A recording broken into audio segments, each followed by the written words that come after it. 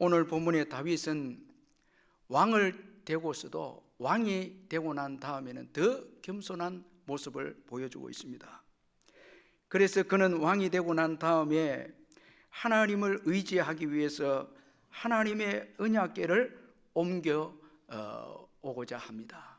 자, 여러분, 이 왕이 되고 난 다음에 먼저 한 일이 이 하나님의 임재를 상징하는 하나님의 언약궤를 메고 오는 일이었습니다. 그는 이 일에 있어서 신앙인으로서 아주 지혜롭게 처리를 합니다. 먼저는 오늘 본문에 보니까 공동체와 의논합니다. 그래서 그는 먼저 군 지휘관들과 의논했습니다. 그는 언약궤를 옮겨오는데 군 지휘관들과 먼저 의논했다라는 것은 의미가 있지 않습니까? 최고의 그 군사의 힘을 가진 군대의 지휘관들과 먼저 의논했다라는 것은 그는 군사의 힘보다 하나님의 힘을 더 의지하려는 의도가 그에게 있었다라는 것을 보여주고 있습니다. 자, 비록 군사의 힘이 대단하지만 그러나 이스라엘의 힘은 하나님께로부터 나온다라는 것입니다. 그리고 이스라엘의 군사의 힘은 정복을 위한 힘이 아니라 하나님의 뜻을 이루려는 그런 힘이다라는 것을 깨닫게 해주기 위해서 군 지휘관들과 함께 모여서 하나님의 언약궤를 옮겨 오고자 했습니다. 그는 군 지휘관들과 함께 모여서 다른 나라를 정복하기 위해서 먼저 의논하지 않았습니다. 하나님의 언약궤를 옮겨오는 일을 먼저 의논했습니다. 그리고 난 다음에 이 군 지휘관들과 의논한 다음에 그는 백성들에게 하나님의 언약궤를 예루살렘으로 옮기고자 하는 자신의 계획에 동의를 구하고 있습니다. 자, 먼저 이 군 지휘관들에게 의논하고 그 다음에는 백성들에게 이제 동의를 구합니다. 이것은 다윗이 이스라엘의 공동체를 신앙의 공동체로 만들고자 하는 그의 비전 때문이었습니다. 그의 참 꿈이죠.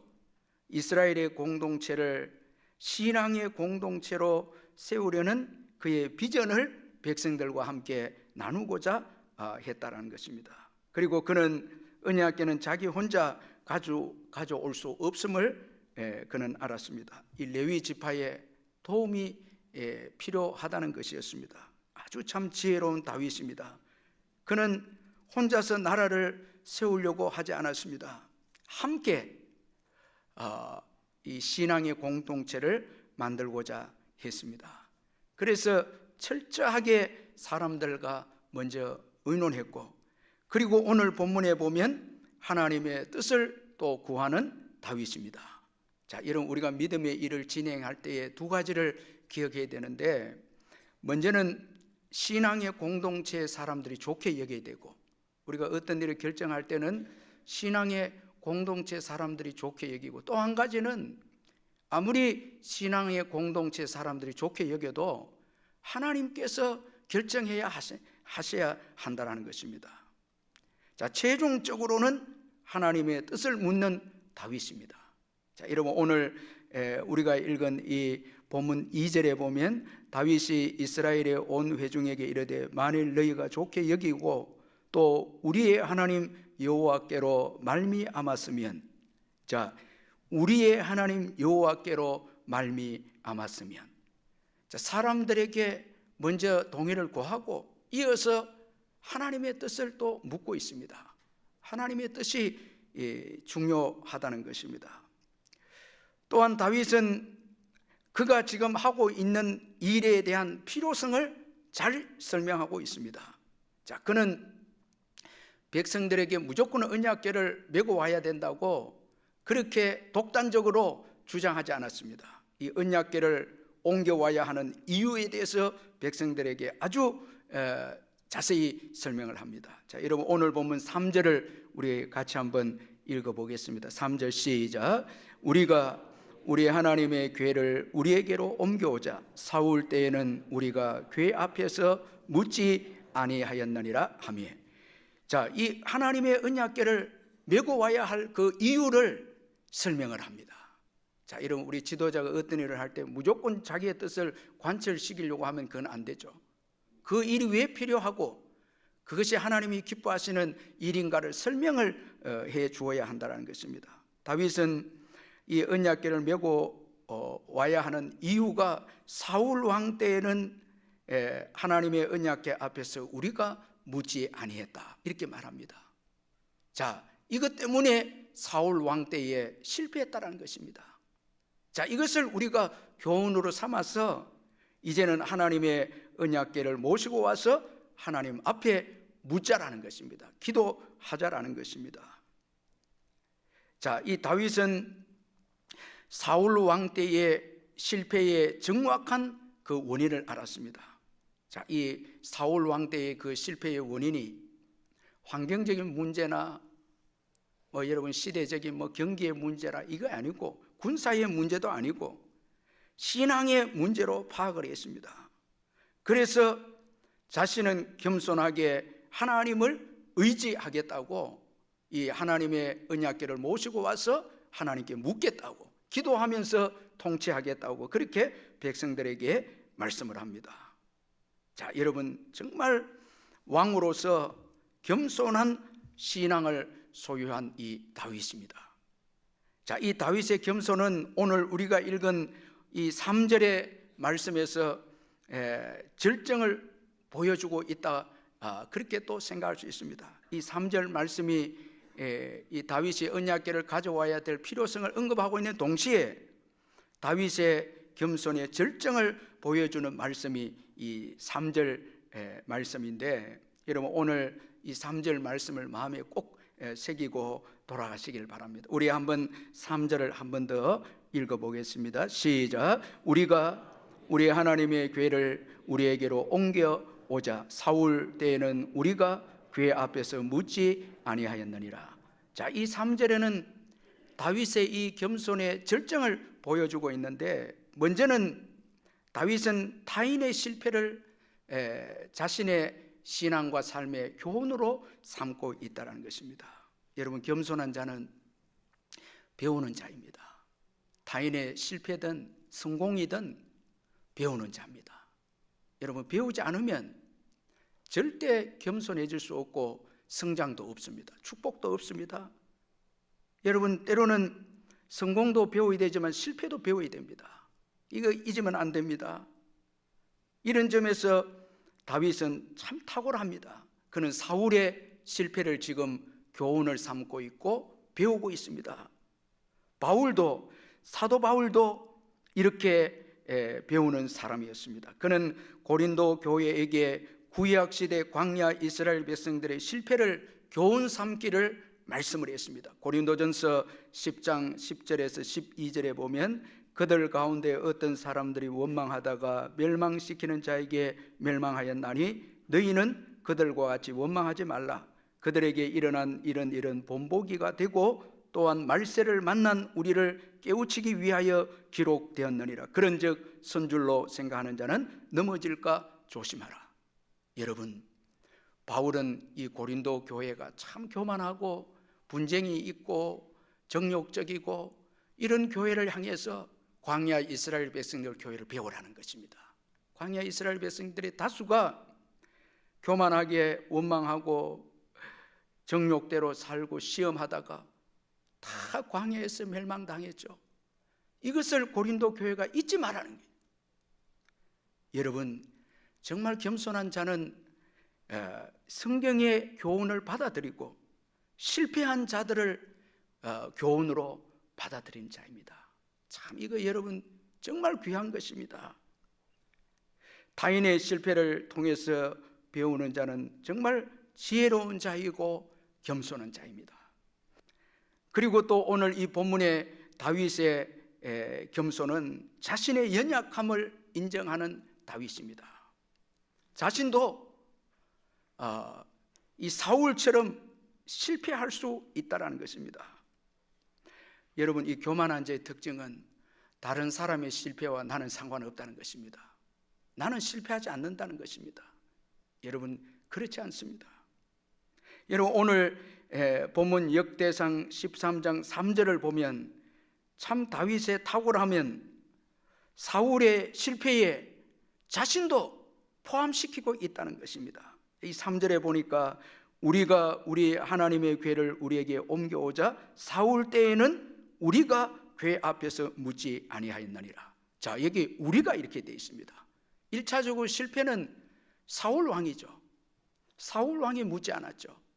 그런데 다윗 자신도 지금 포함시키고 있다는 것입니다.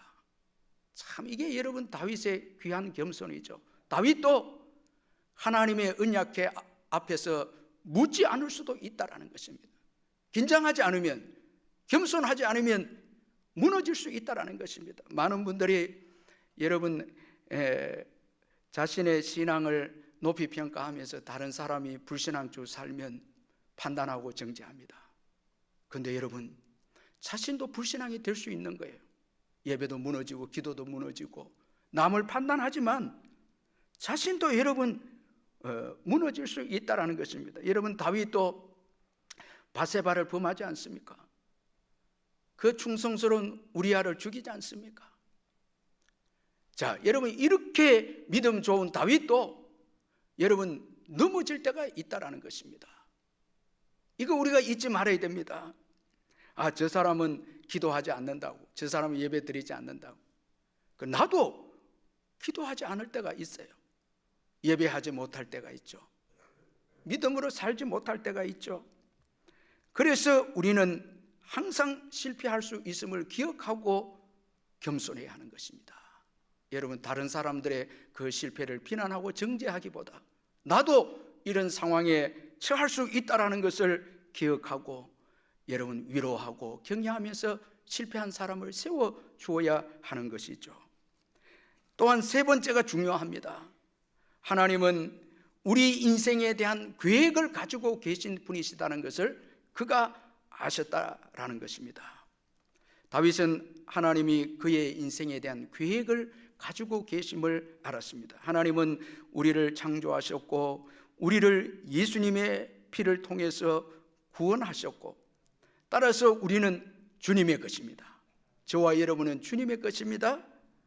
그리고 우리를 향한 놀라운 계획을 가지고 오늘도 우리를 인도하고 계십니다. 그래서 에베소서 2장 10절에 우리는 그가 만드신 바라 그리스도 예수 안에서 선한 일을 위하여 지으심을 받은 자니 이 일은 하나님이 전에 예비하사 우리로 그 가운데서 행하게 하려 하심이니라. 자, 여러분 하나님께서 우리를 지으셨고 그리고 그 목적은 선한 일을 위해서 우리를 지으셨다고 말씀하고 있고 잠언 16장 9절에서는 사람이 마음으로 자기의 길을 계획할지라도 그의 걸음을 인도하시는 이는 여호와시니라 말씀했습니다. 여러분 우리가 우리 인생을 계획해도 우리 인생의 걸음을 인도하시는 분은 하나님이십니다. 이거 잊으면 안 됩니다.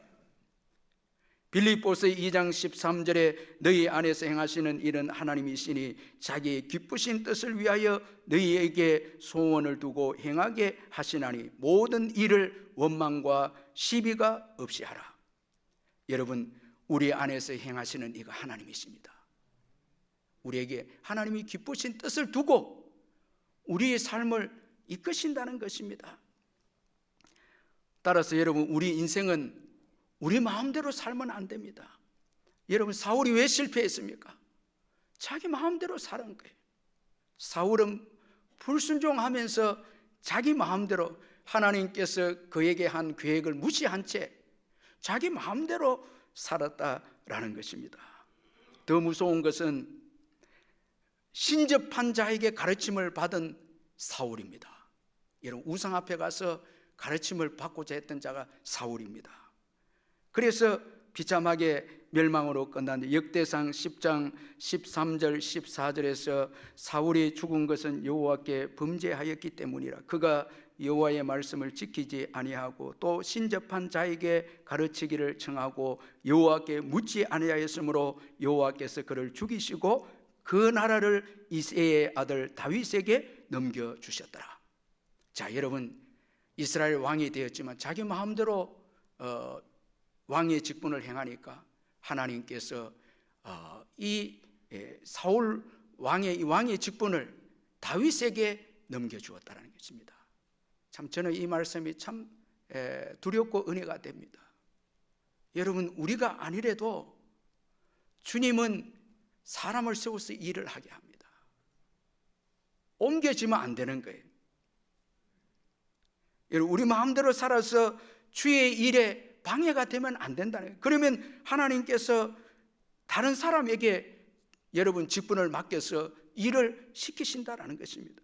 여러분 한번 생각해 보십시오. 여호와께 묻지 아니하였다. 여호와께 묻지 아니하였다. 여호와께 묻다. 이건 무엇을 의미합니까? 하나님께 답이 있다라는 것이죠. 여러분, 여호와께 묻지 아니하였다라는 것은 여호와께 답이 있는데 여호와께 답을 구하지 아니했다는 것입니다. 하나님께서 우리 인생에 대한 계획을 가지고 있는데 우리가 그 뜻을 구하지 않고 우리 마음대로 살았다라는 것이 사울의 삶의 특징입니다. 여러분, 우리 인생의 답은 하나님께 있습니다. 우리 인생이 나아갈 길과 해야 할 일과 모든 것들이 하나님께 있다라는, 하나님께서 답이라는 것입니다.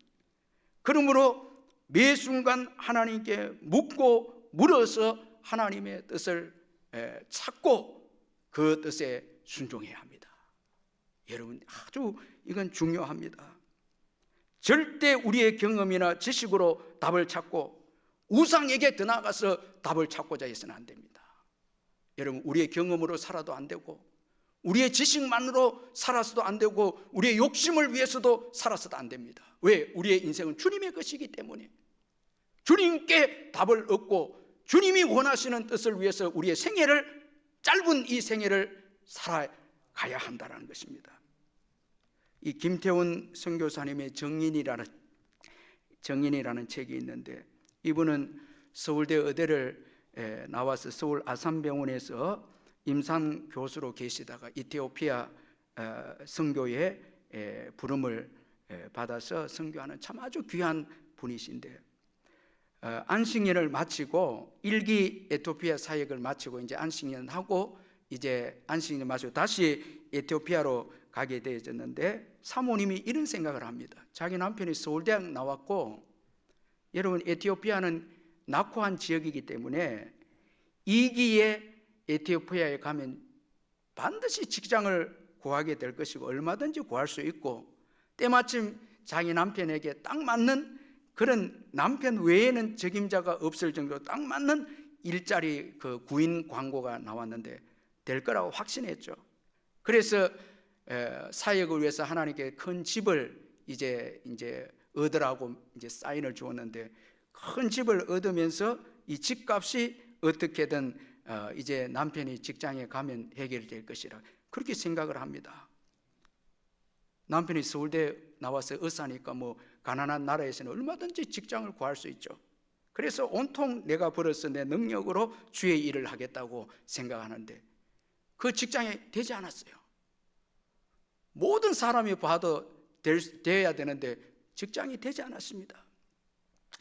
얼마나 막막하고 참 얼마나 비참한지 그 순간에 이때 하나님께서 이 부부에게 딱 한 가지를 묻습니다. 나와 나의 계획을 신뢰하니, 나와 나의 계획을 신뢰하니. 여러분, 정말 주님을 믿어야 되고 우리를 향한 주님의 계획을 믿어야 합니다. 주님의 계획이 있습니다. 주님을 또 신뢰해야 합니다. 이때부터 그 부부가 담대히 기도하게 되는데 기도하면서 이런 기대를 가지게 됩니다. 하나님께서는 이 집뿐만 아니라 앞으로의 인생에서 내 생각과는 다른 하나님의 방법으로 그분의 일을 이루어 가시겠구나라는 기대가 주어졌습니다. 그리고 때가 되면 갑자기 집값에 6개월치에 달하는 후원금이 들어오게 되어져서 이 집을 구하게 됐고 그 큰 집을 통해서 사역을 이제 하게 되어졌다고 이 책에서 간증을 하고 있습니다. 자, 오늘 이 본문의 다윗은 하나님께서 자신의 인생의 왕이고 자신의 인생을 주관하시는 주인이심을 믿었기에 그는 하나님의 언약궤를 모셔와서 하나님께 답을 구하고 묻기를 원했습니다. 그래서 이 다윗의 생애가 얼마나 큰 축복의 역사가 일어나지 않습니까? 이제 하나님의 언약궤를 모시고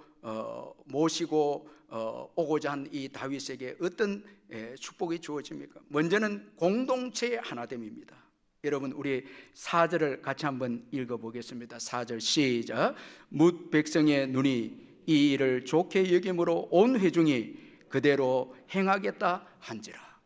여러분, 공동체 지도자와 가정의 가장과 여러분 온 교회가 하나님을 먼저 구하고 하나님의 의를 먼저 구하면 그 공동체는 기쁨의 공동체로 하나가 되는 거예요.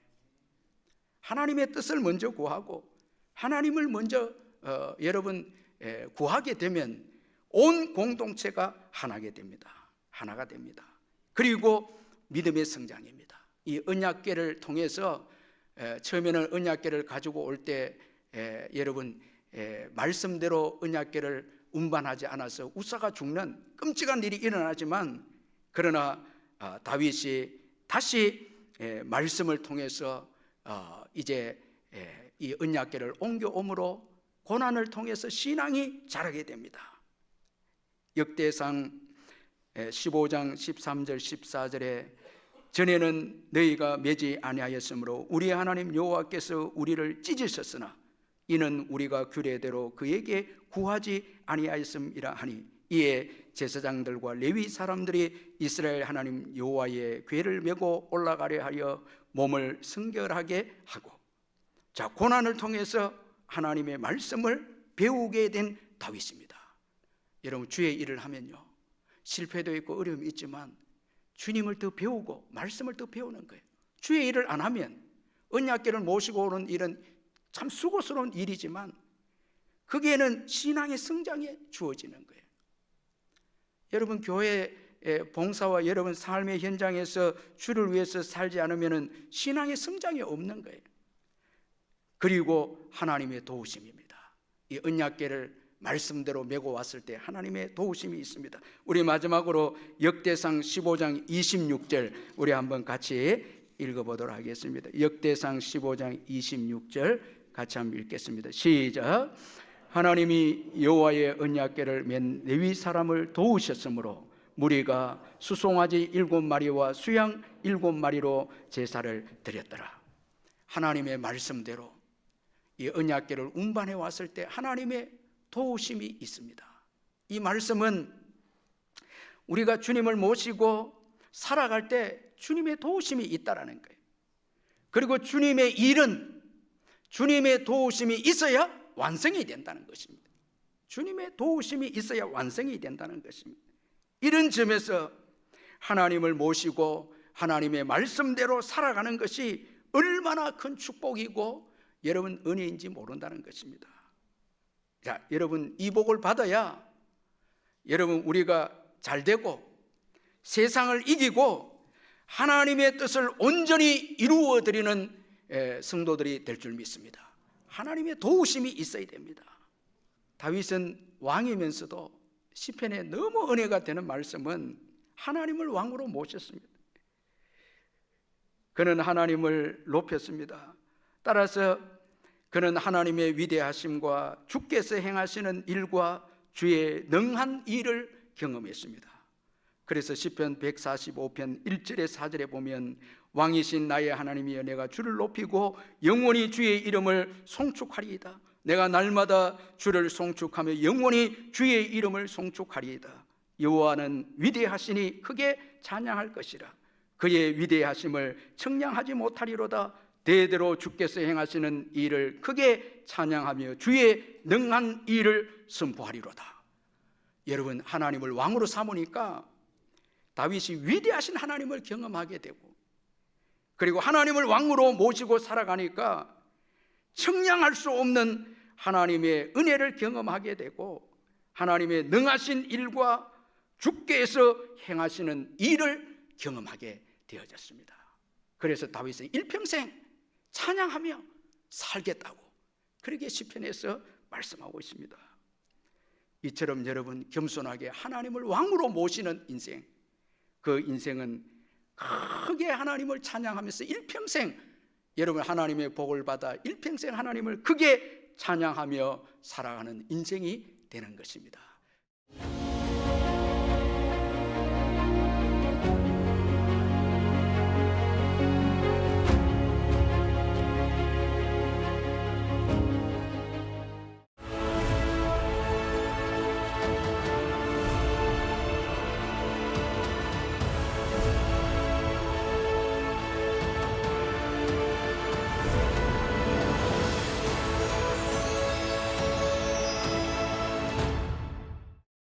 이 프로그램은 여러분의 미디어 선교 후원으로 제작되었습니다. 선교는 사명, 후원은 동역. 당신도 복음을 전할 수 있습니다. 선교 후원 02-6333-1003번